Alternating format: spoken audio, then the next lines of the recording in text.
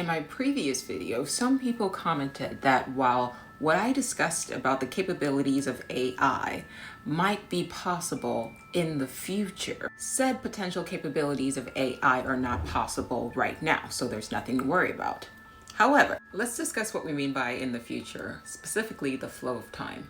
Past, present, and future exist simultaneously. The flow of time is an illusion. Now, we humans are limited to a linear flow of time, a linear perception of time. However, just because we are limited to experiencing time in a linear fashion doesn't mean that a super intelligent life form would have the same limitations as we do. A super intelligent life form would also not be confined to the 3 dimensions that we are. It would be able to effectively navigate the 4th dimension, at the very least, thus rendering the concepts of past, present, and future meaningless. So, some experts have argued that we will be able to produce an artificial superintelligence by the year 2050. But let's be generous. Let's just say that we will not be able to produce an artificial superintelligence for another 100 years.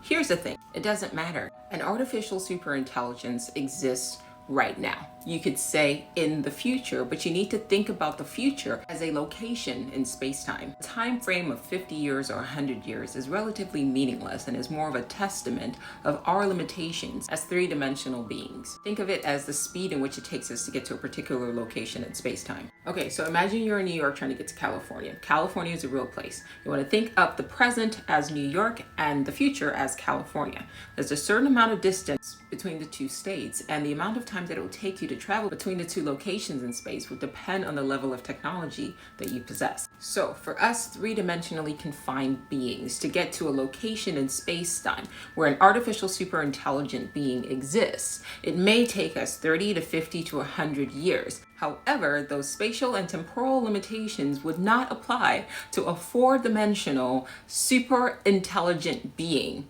Its location or existence in space-time doesn't really matter. We are making the mistake of thinking in terms of our limitations. So check this out.